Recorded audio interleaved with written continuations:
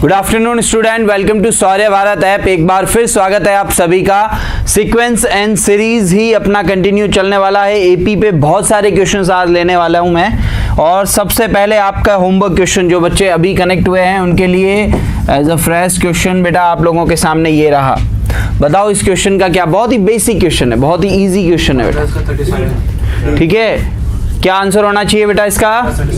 Basic question था 7, 5, 3, 1। ये एक एपी है बेटा। और क्या पूछ रहा है इस एपी में आपसे कि भाई इसका 23वां पद क्या हो गया। ठीक है, तो A23 को अपन क्या लिखते हैं? A is what 7, 22 into D is what -2। अब इसको कैलकुलेट कर लो बेटा, कितना होने वाला है? -37। ठीक है, बहुत ही आसान क्वेश्चन है। बिना कोई टाइम वेस्ट किए लिख लो इसको और बढ़ते हैं आगे फिर।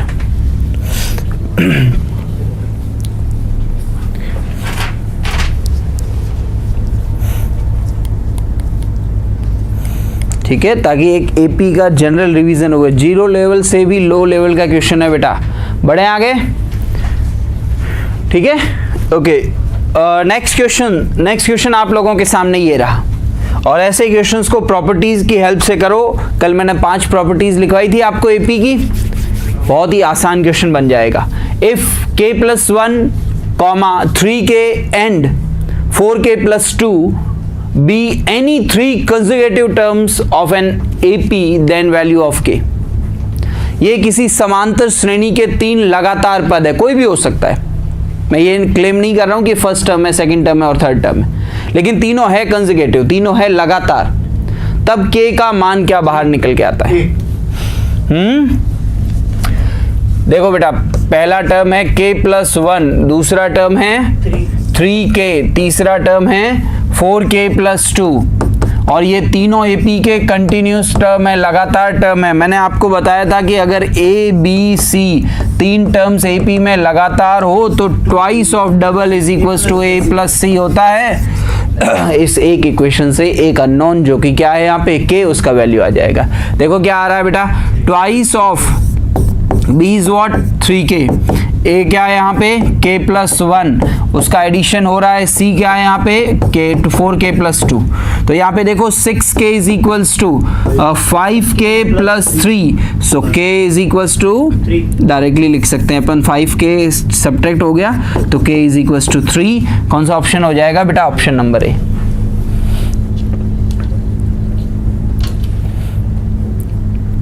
ठीक है, तो इस तरह के क्वेश्चंस पूछे गए हैं डायरेक्टली, ऐसा नहीं है कि ये क्वेश्चंस बहुत इजी है। ठीक है, आपको 3 कंसेक्यूटिव टर्म्स दिए हैं तो एपी में एक अननोन वो इजीली आप फाइंड कर सकते हो।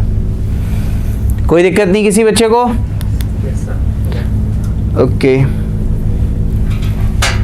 क्लीन कर दूं?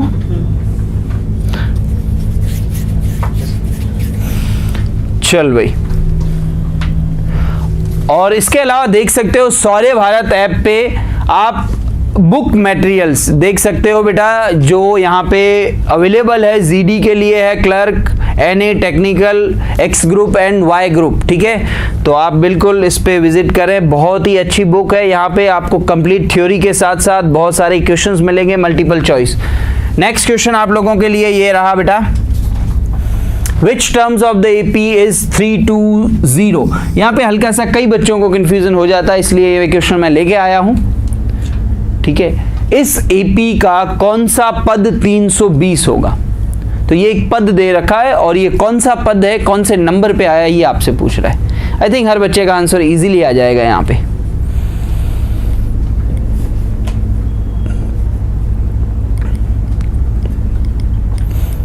यहाँ पे an दिया हुआ है और n आपसे पूछ रहा है, बस इतनी सी बात है।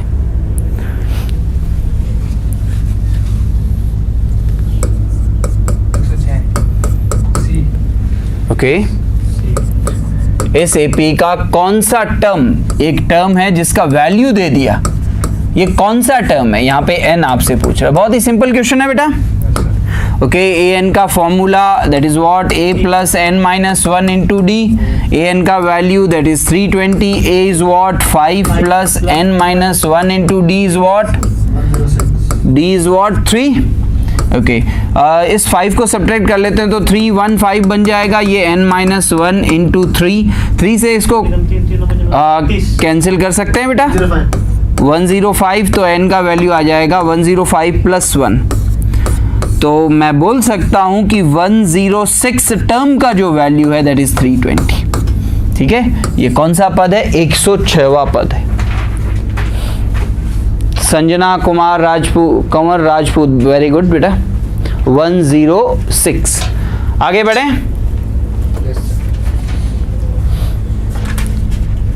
सिंपल है बेटा, नंबर ऑफ टर्म्स और उस टर्म का वैल्यू, पदों की संख्या और पद का मान, इसमें कोई कंफ्यूजन नहीं होना चाहिए। आगे बढ़ते हैं बेटा, डन है सभी बच्चे, लिख चुके हैं?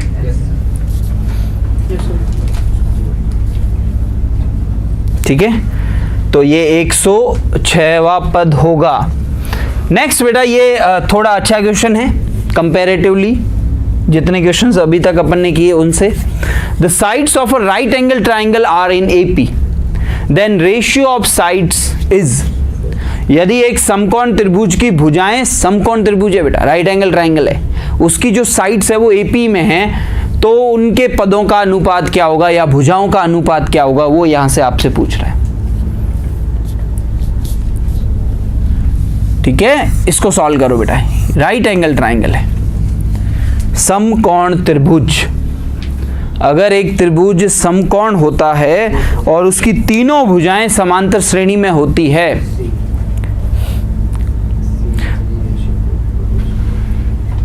3:4:5 चेक करते हैं बेटा,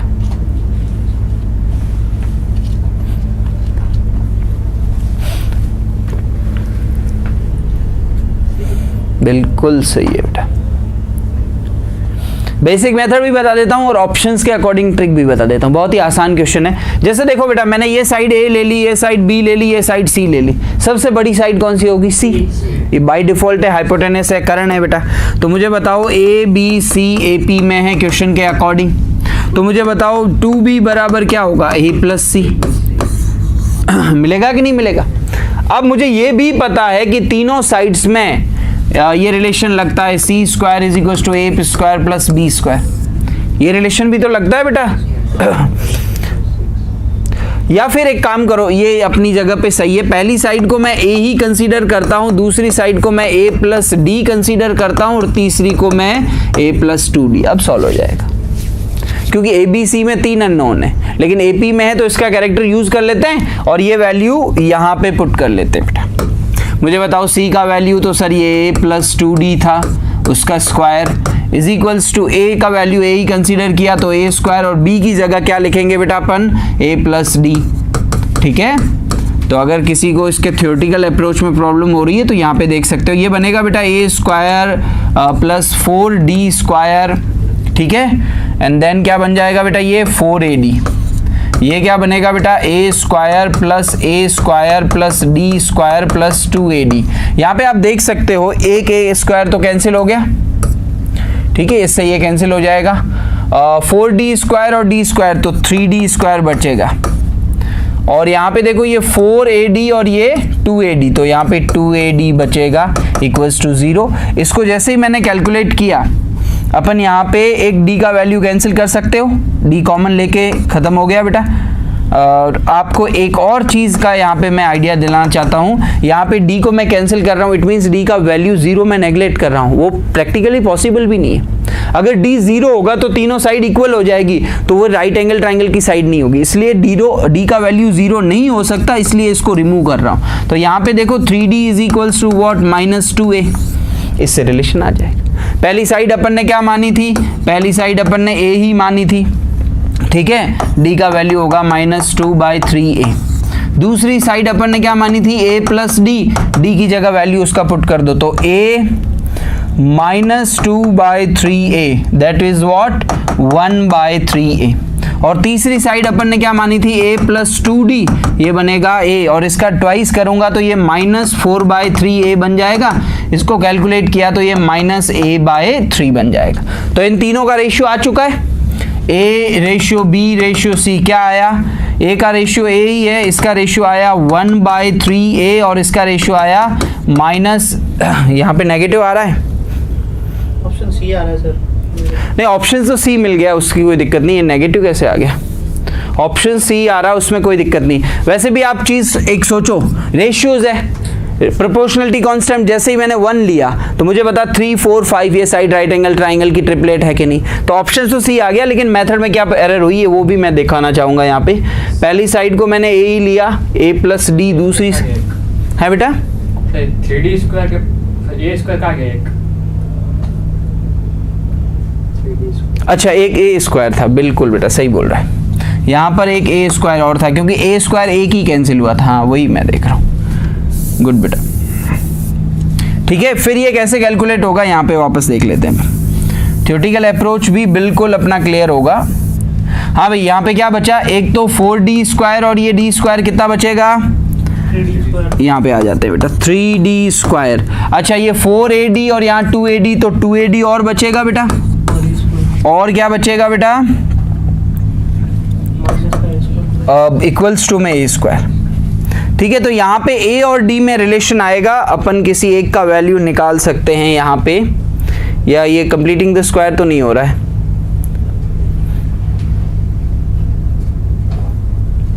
क्या एरर कर रहे हैं बेटा, देखो a square plus b square, इसका जो स्क्वायर किया a square 4d square 4ad सही है, a स्क्वायर है, a square plus d square plus 2ad सही है, 3d स्क्वायर बचेगा, 2ad बचेगा और a स्क्वायर इक्वल्स टू में बचेगा। यहाँ से अपन इसका वैल्यू ऐसे नहीं निकाल पाएंगे बेटा,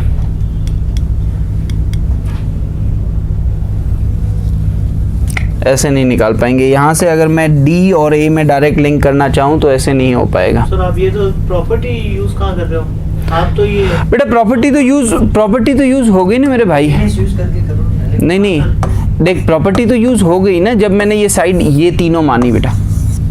अब मुझे बता इसका ट्वाइस कर कितना मिला, 2a + 2d, इन दोनों को ऐड कर कितना मिला 2a+, तो प्रॉपर्टी तो यूज हो गई ना, जब मैंने ऑलरेडी बोला कि a b c AP में है तो मैंने साइड भी ऐसे ले ली ना बेटा।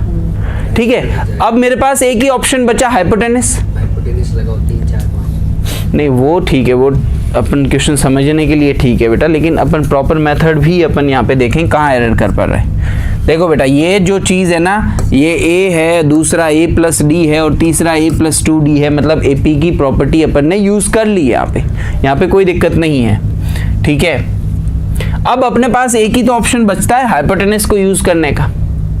अपने पास समकोण त्रिभुज की प्रॉपर्टी होती है ना कि दो भुजाओं का योग तीसरी भुजा के नहीं, किसी एक भुजा का योग दो भुजाओं के योग के इक्वल होता है। जैसे ये AC था तो AC equals to AB plus BC। बेटा ये तो ट्राइंगल न बनने की प्रॉपर्टी है।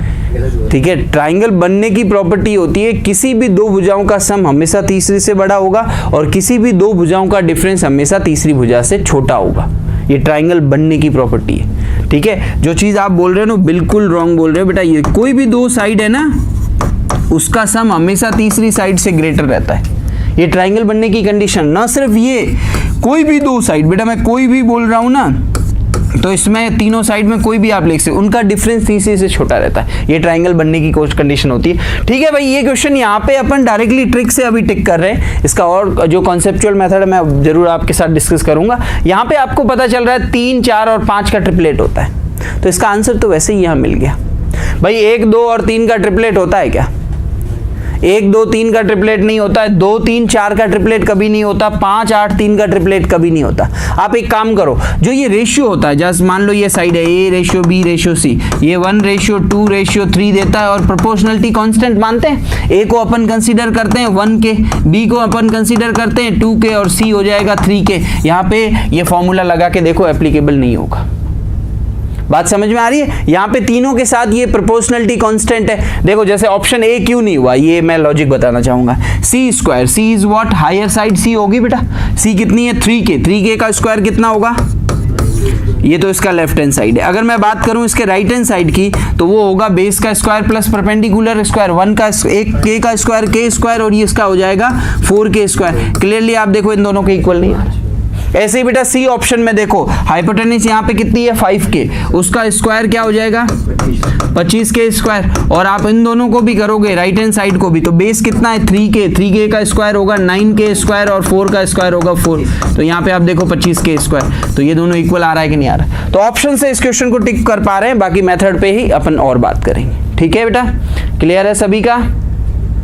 बोलो यस सर। लिख लो, ऑप्शन से ही अपन ने इसको किया, इसे उस मेथड से भी होना चाहिए, चलो अपन उसको देखेंगे।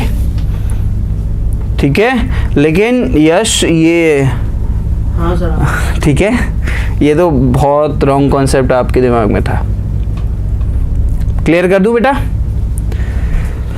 चल भाई नेक्स्ट क्वेश्चन, ये बहुत इजी, nth टर्म पूछ रहा है, बताओ फटाफट। What is the nth term of this sequence? ये सीक्वेंस दिख रहा है बेटा आपके सामने, इसका nth टर्म क्या होगा? 1, 5, 9, 13, 17, इस सीक्वेंस का nth टर्म क्या होगा? बहुत ही सिंपल क्वेश्चन। nth टर्म होता क्या बेसिकली?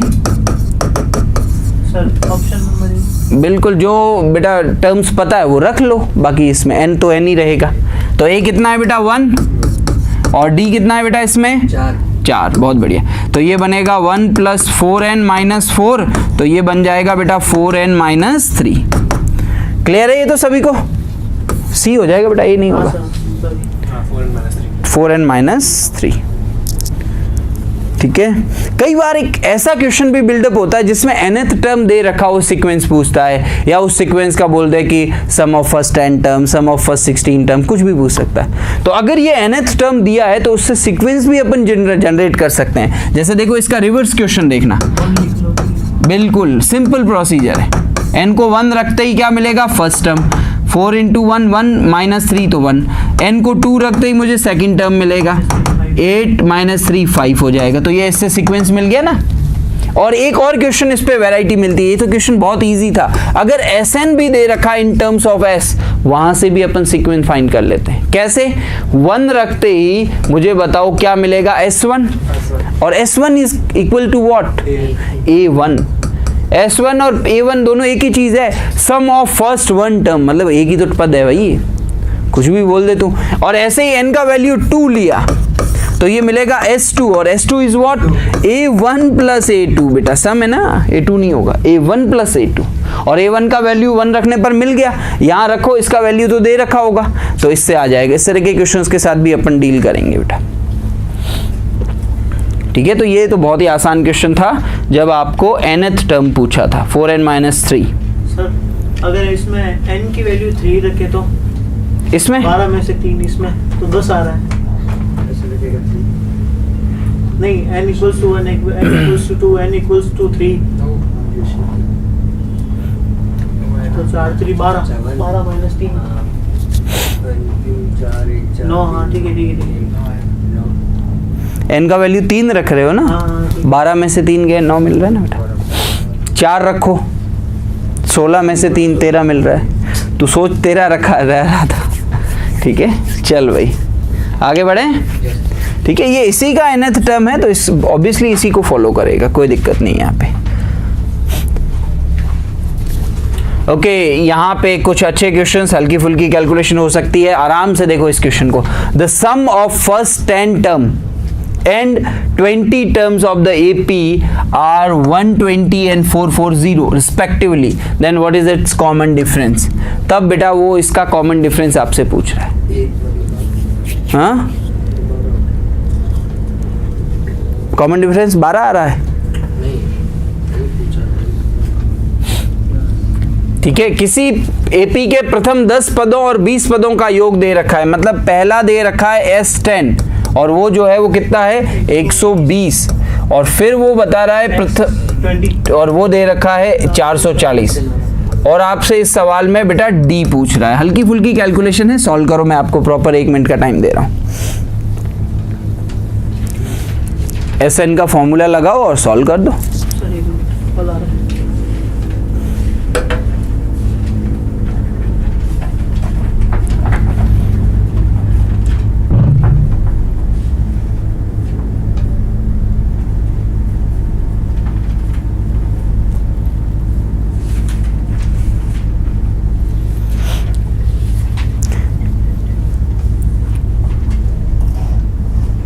एस एन का फॉर्मूला पता है ना बेटा, n/2 2a plus n-1 into D.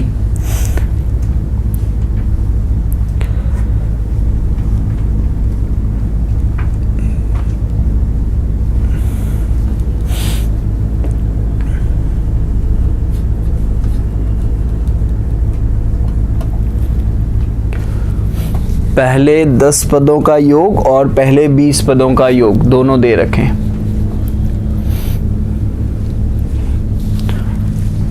Solve करते रहो, 2 इक्वेशन है, 2 अननोन है। 2 आ रहा है, d इक्वल्स टू 2 चेक करते हैं बेटा। S10 इज व्हाट 120, तो यहाँ होगा 10/2 2a प्लस 9d 10-1, तो ये 9d बन जाएगा। ये इससे कट गया बेटा 5 टाइम्स, और 5 को भी इससे काट दो, ये कट जाएगा 24। तो 24 equals to 2a plus 9d। एक तो मेरे पास ये इक्वेशन मिली। दूसरी इक्वेशन की ओर बढ़ते हैं बेटा। S20 जो है वो कितना दे रखा है बेटा 440, और S20 का फॉर्मूला होगा 20/2 2a plus 19d equals to 440। यहाँ से देखो ये 10 टाइम्स कट जाएगा और 0 से 0, तो 2a प्लस 19d जो है वो 44 आ गया। ये मेरी सेकंड इक्वेशन है, ये मेरी फर्स्ट इक्वेशन है। फर्स्ट इक्वेशन क्या थी 2a plus 9d equals to 24। ठीक है बेटा, आप इसको इससे सब्ट्रैक्ट कर लो। यहाँ पे आप देखो 2d से 2d गया और 19d से 9d जाएगा, तो 10d इज इक्वल्स टू 20, तो इससे बेटा आपके पास d आ जाएगा 2। बहुत बढ़िया बेटा, सबसे अच्छे d का वैल्यू 2। गुड, बेसिक है, कोई दिक्कत नहीं आनी चाहिए बेटा। 2 इक्वेशन 2 अननोन कौन कौन है, फर्स्ट टर्म और कॉमन डिफरेंस, प्रथम पद और सार्वंतर। ठीक है, और 2 इक्वेशंस दे दी। ए भी पूछ सकता है, ए भी निकाल लोगे यहाँ पे, कोई दिक्कत नहीं, ए भी आप इजीली फाइंड कर सकते हो। जल्दी से लिख लो इसको भी।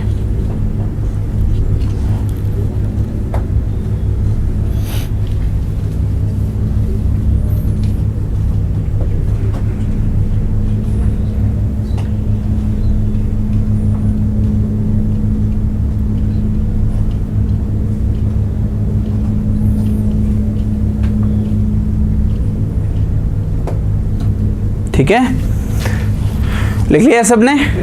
ओके, तो फिर अपन आगे बढ़ते हैं, और यहाँ पे देख सकते हो सौर्य भारत ऐप पे क्या क्या आपको एक्स्ट्रा फीचर्स मिलते हैं बेटा। All India super test series, e books, video lectures, live classes, doubt box, live exam और प्रैक्टिस सेट। ठीक है, तो अपने फ्रेंड्स को बेटा मैक्सिमम आप कनेक्ट करो। ठीक है, और all India super test series बहुत सारे टेस्ट है जिसमें आप मैक्सिमम क्वेश्चन सॉल्व कर सकते हो बेटा। ये बहुत ही शानदार क्वेश्चन है आप लोगों के लिए।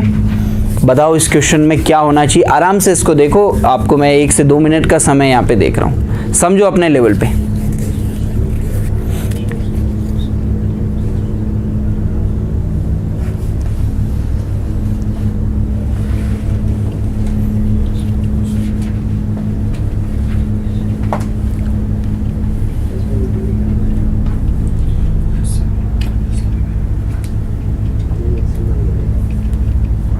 पहली चीज यहाँ पे ये बता रहा है कि किसी समांतर श्रेणी में जो भी पद मुझे मिल रहे हैं वो सब प्राकृत संख्या है, नेचुरल नंबर है।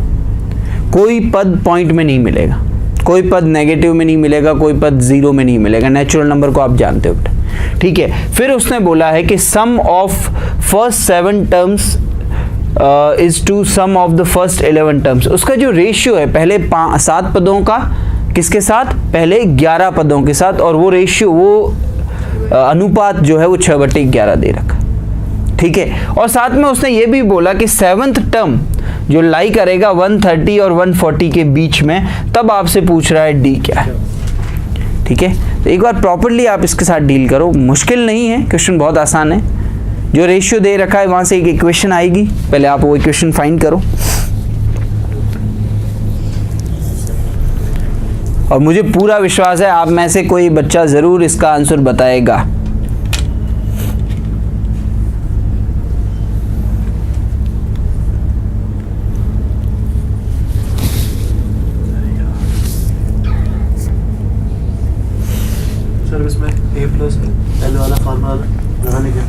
सम है ना, तो सर उसमें फिक्स कर दिया ना n/2 a प्लस एल वाला फार्मूला जो सम वाला है, ये वाला फार्मूला है, इसमें वो अप्लाई A plus L.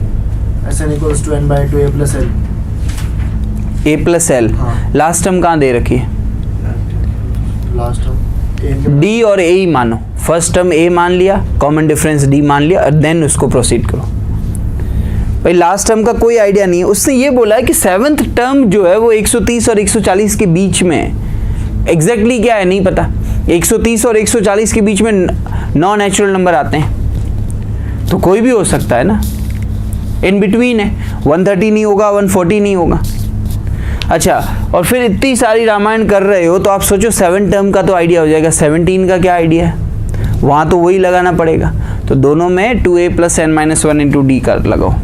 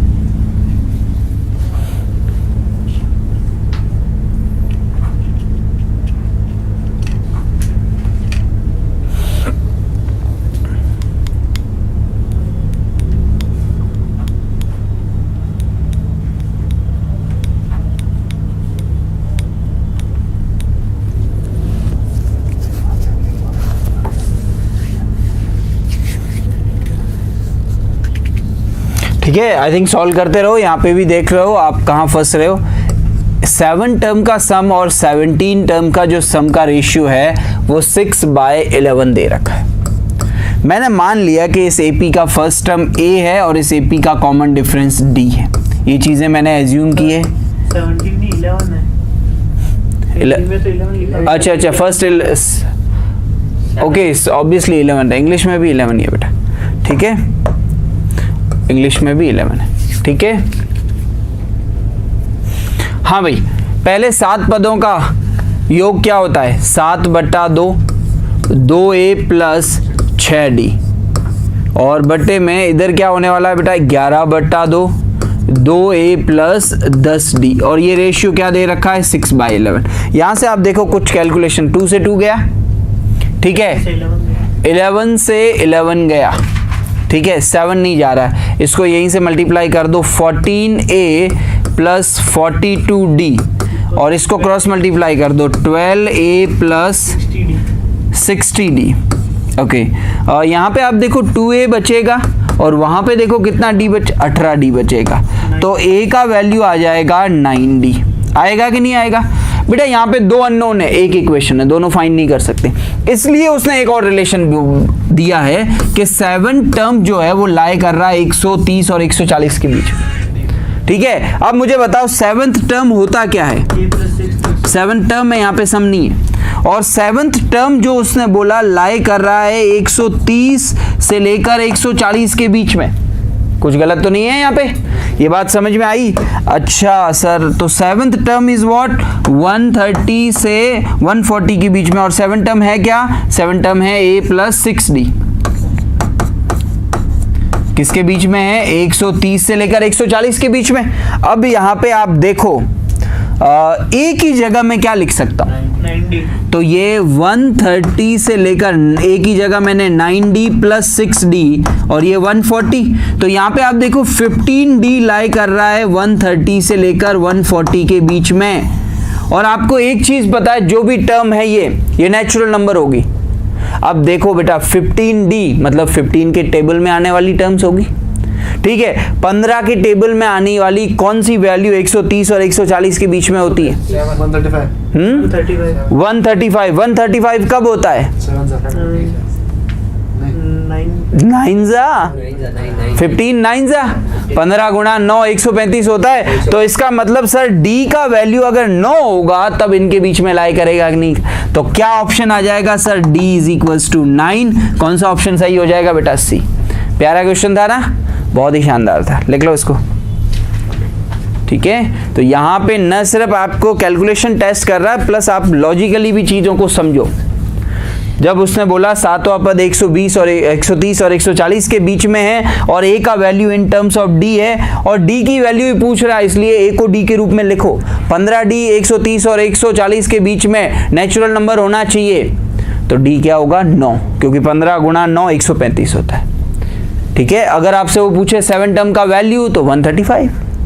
अब तो सारे कुछ पत्ते खुल गए हैं बेटा, जो भी आप चाहो वो बता सकते हो। अगर वो आपसे पूछे ए का वैल्यू 9 × 9, ए का वैल्यू 81।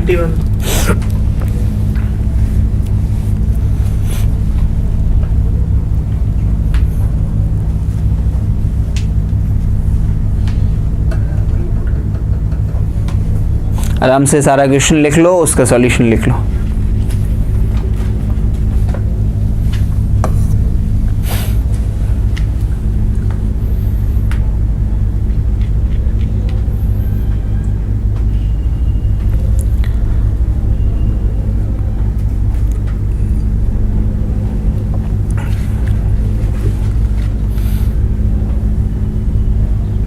हाँ, अगर यहाँ पे ये वर्ड नहीं देता कि सारे टर्म्स नेचुरल नंबर में हैं, तो फिर डी का वैल्यू कुछ भी हो सकता है। अगर सोचो 130 से 140 के बीच में और उसने बोला कि डी नेचुरल नंबर नहीं है, सारे टर्म नेचुरल नंबर होने का मतलब ए भी नेचुरल होगा, डी भी नेचुरल होगा, तो यहाँ पे आप सोचो डी का वैल्यू 9.1 भी ले सकते हैं या 9.01 ले सकते हैं, जो अप्रोक्सीमेटली इनके बीच में ही लाई करेगा। तो उसको थोड़ा और क्लियरिफाई होना था, उसने क्लियर किया कि भाई सारे टर्म्स नेचुरल नंबर में। तो मुझे एक पता है कि 130 और 140 के बीच में नेचुरल नंबर मुझे टर्म चाहिए और 15D मेरे पास आ चुका, तो उसके लिए D को 9 होना पड़ेगा। बढ़े आगे। Yes sir.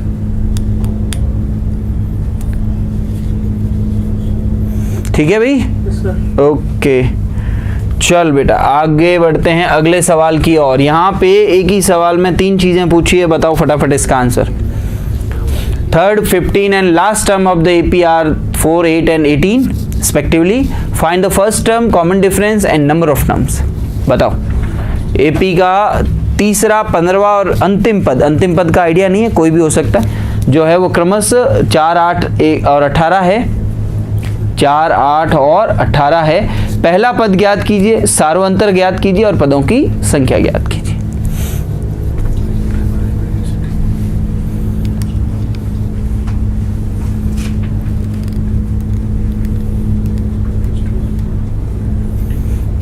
और स्मार्टली भी खेलना है, ऑप्शंस को देख देख के वेरीफाई करना है, क्योंकि 2 ऑप्शन में पहला पद जो है वो 10/3 है और एक ऑप्शन में 10 है।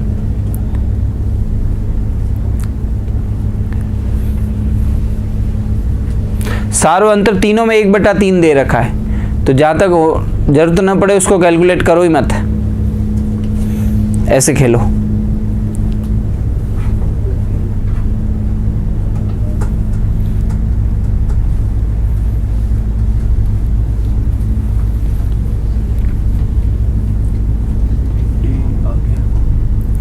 कितना आया? 1/3।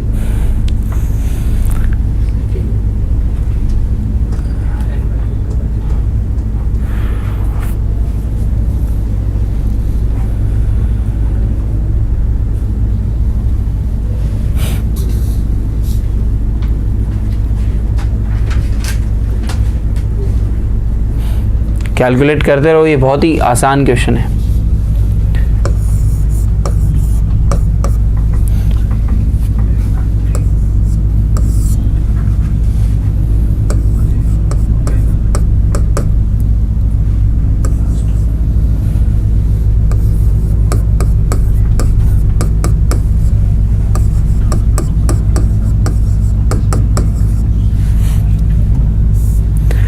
चलो भाई, सबसे पहले डी मिलेगा दोनों इक्वेशन को सॉल्व करने पर। चलो डी का वैल्यू आप देखो कितना मिल रहा है, माइनस का 2d इक्वल्स टू, सर 4 थोड़ी ना 14 है। हाँ बेटा 14 ओके बिल्कुल। क्वेश्चन में 4 ही दे रखा है। हाँ क्वेश्चन में क्या दे रखा है? 4 8 and 18 नहीं टर्म्स 18 दे रखा है, 15 टर्म है ना बेटा। देखो बेटा थर्ड टर्म कितना दे रखा है, 15 टर्म कितना दे रखा है, 15 टर्म को अपन क्या लिखेंगे, a plus 14t, that's it. ठीक है तो यहाँ पे आप देखो a से a कट गया तो माइनस का 12d is equals to what, minus का 4d, माइनस से माइनस d का वैल्यू आ गया 1/3। अच्छा फर्स्ट इक्वेशन में रख लो a plus 2d is equals to 4, a plus 2/3 equals to 4, तो a is equals to 4 minus 2/3, तो a का वैल्यू देखो एलसीएम 3, 12 माइनस 2 10/3। ठीक है और नंबर ऑफ टर्म्स, तो लास्ट टर्म कितना दे रखा है, लास्ट टर्म को an मानते हैं, कितना दे रखा है इसने 18, तो ये होता है a plus n minus 1 into D. ठीक है सारी वैल्यू रख दो, a कितना है मिला 10/3 plus n minus 1 into D कितना मिला 1/3, तो इसको आप सिंप्लीफाई करो आपको आंसर मिल जाएगा बेटा। 45 बेटा एलसीएम ले लो सबका, तो 10/3 प्लस n माइनस 1 और यहाँ पे इसको मैं लिख सकता हूँ 18, ये 18 उधर चला जाएगा बेटा 54, 10 plus n minus 1 into D जो 1/3 था वो एलसीएम में आ गया, माइनस तो ये बनेगा n माइनस 1 इक्वल्स टू 44, तो n इज वॉट 45। तो कौन सा ऑप्शन ऐसी बातें कर रहा है, ये ऑप्शन। ठीक है तो एक ही क्वेश्चन में तीनों चीजें वो आपसे पूछ सकता है, सिंपल था ये। डी गलती मान 10/3 ये वाले गलती। अच्छा सबने कर लिया ये तो, सर सर अपन सीधा भी तो कर सकते हैं, सब में d 1/3 दिया हुआ है d, तो सीधी d की वैल्यू रख लो। पर नन ऑफ दीज को भी ध्यान रखना पड़ता है। बाय लक अपन ने ये कंसीडर कर दिया कि डी ऑप्शन नहीं है और डी को 1/3 ले लिया, वैसे तो बहुत इजी इक्वेशन है, इजी कैलकुलेशन है, पर हो सकता है यही ऑप्शन हो। नहीं तो सर 1/3 रख के देख लेते हैं, अगर आंसर नहीं आता तो नन ऑफ दिस क्लिक कर लेते होते, क्योंकि किसी ना किसी में कर सकता है, कर सकता है। ठीक है लेकिन तीनों ऑप्शंस में रख के देखना पड़ेगा। ठीक है चलो ये तो सिंपल सा पार्ट है, आगे बढ़ें बेटा। ओके नेक्स्ट जो पार्ट आपके सामने है, ये क्वेश्चन का भी आंसर मुझे उम्मीद है विद इन 30 to 45 सेकेंड में आप दे दोगे।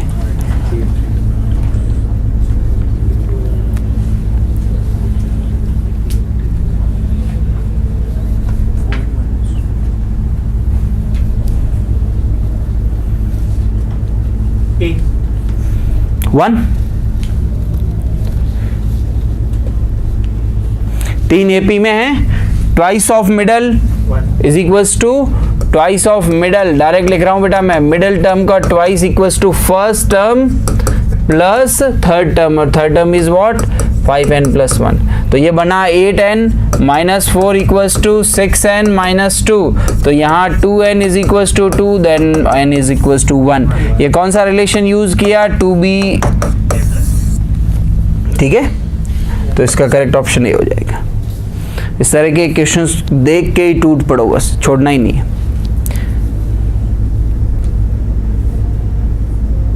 आगे चले, क्लियर कर दूं बेटा। ओके नेक्स्ट क्वेश्चन जो है आप लोगों के सामने ये रहा, ये बहुत ही अच्छा क्वेश्चन है बेटा। ये लॉग है, लॉग की कैलकुलेशन है, लॉग का बेसिक कॉन्सेप्ट आपका क्लियर होना चाहिए। ट्राई करो एक बार इसको।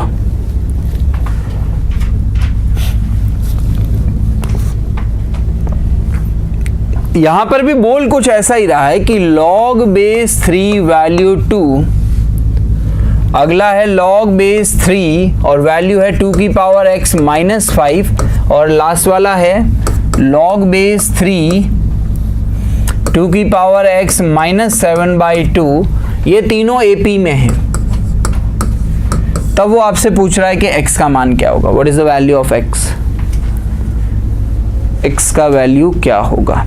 है तो 3 पद, कॉन्सेप्ट वही लगेगा कि बीच वाले का डबल बराबर पहला प्लस तीसरा पद, 2b बराबर a प्लस c।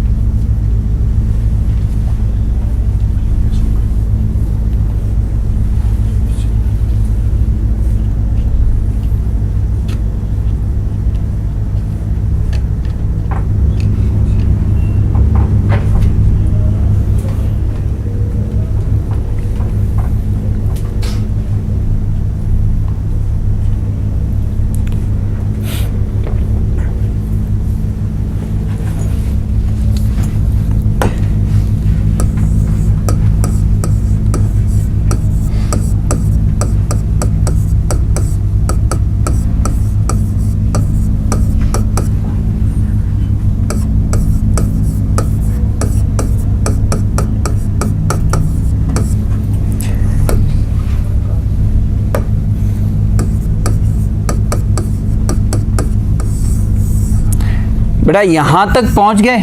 मैं इसके बाद आपको दो एक्चुअल अप्रोच भी बताऊंगा और ट्रिक भी बताऊंगा। यहाँ पे इधर ध्यान दो बेटा, ऑप्शन में देख देख के वैल्यू पुट कर रहे हैं, तो बता क्या वैल्यू आ रही है। सर ऑप्शन नंबर ए आ रहा है मेरा। ऑप्शन नंबर ए आ रहा है। अब मैं बोल रहा हूँ तू बहुत बड़े खड्डे में गिर गया। कैसे? नन ऑफ दीज आ रहा है। सर एक मिनट रुको, 3 का भी चेक करना है। हाँ, क्या चेक नहीं किया? 3 का भी चेक करना पड़ेगा।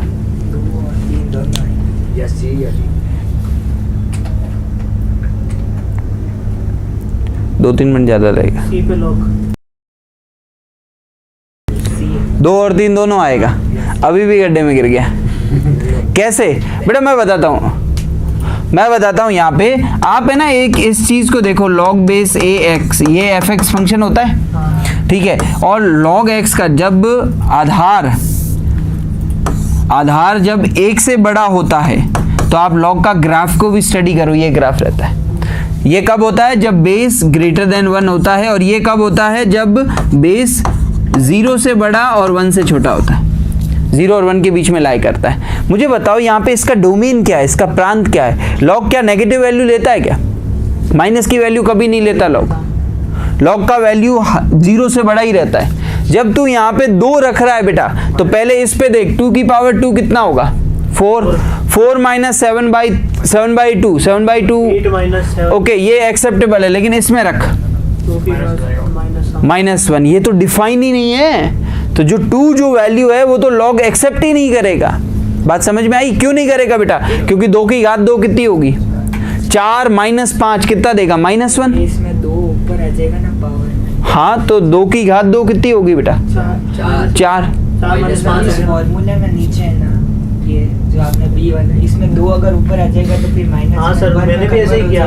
अरे एक मिनट, यहाँ पे x की जगह 2 रखा। वो आगे जो अरे वो आगे 2 आने से क्या होगा? वो तो इसकी पावर में अच्छा है वो। नहीं, बेसिक तीनों पे जो लॉग होगा वो तो डिफाइन होगा। यहाँ पे -1 की पावर आप करके पॉजिटिव 1 कर रहे हो, लेकिन अल्टीमेटली तो ये रखा तो इसमें जाएगा। पद तो ये है, वो तो फॉर्मूले में आया। ये तो फॉर्मूले में आया। मुझे बता, पद ये है ना, ये पद ऐसा बन रहा है log बेस 3 -1। क्या ये चीज log एक्सेप्ट करेगा? इसलिए बेटा इसका आंसर 2 नहीं है, इसका आंसर केवल 3 है। और 3 रखने पर सेटिस्फाइड हो रहा है। रख के बता सकता हूँ अभी। जैसे ही मैंने 3 रखा, लेफ्ट हैंड साइड को सॉल्व कर दो। लेफ्ट हैंड साइड को सॉल्व किया तो 2 इंटू log बेस 3, और 2 की पावर 3 कितना होगा? 8 माइनस 5 कितना देगा? 3। और ये कितना देता है बेटा? 1। तो लेफ्ट हैंड साइड का वैल्यू आया 2। राइट हैंड साइड में बात करें तो बेटा आप पहले यहाँ log की प्रॉपर्टी लगाओ। log बेस सेम होता है और प्लस में होता है तो इनटू में हो जाते हैं। तो ये बन जाएगा log बेस 3 2 इंटू 2 की पावर x माइनस 7/2। अब यहाँ पे x की जगह 3 रखो, 2 की पावर 3 कितना होगा 8 माइनस 7/2, तो ये 16 माइनस 7 9/2 आया, 2 से 2 कट गया और ये जो बनेगा वो बनेगा 9 को मैं लिख सकता हूँ 3 का स्क्वायर 2 आगे एक और ये 2 आगे आ गया, तो यहाँ पे भी वैल्यू 2 आई, LHS RHS इक्वल आ गया, इसलिए ये आंसर करेक्ट हो जाएगा। इसकी बेसिक मेथड पे भी अपन कल आएंगे, पर ये बहुत ही अच्छे क्वेश्चंस है लॉग के। लॉग में बेटा ध्यान रखना फंक्शन जो है वो डिफाइन होने का भी यहाँ पे खतरा बनता है, ठीक है, इसलिए तो इसने A और C दोनों दिया है, ठीक है। तो इस क्वेश्चन का करेक्ट ऑप्शन बी हो जाएगा। 3 जो है वो लॉग को भी डिफाइन कर रहा है प्लस एपी की कंडीशंस को भी सेटिस्फाइड कर रहा है। तो आज की क्लास को अपन यहीं एंड करेंगे। कल अपन एपी के साथ साथ जीपी और एपी और जीपी के मिक्सअप क्वेश्चन, साथ ही साथ बेटा अर्थमेटिक मीन और ज्योमेट्रिकल मीन जिस पे बहुत ज्यादा क्वेश्चंस पूछे जाते हैं उसके बारे में भी बात करेंगे। तब तक के लिए जय हिंद।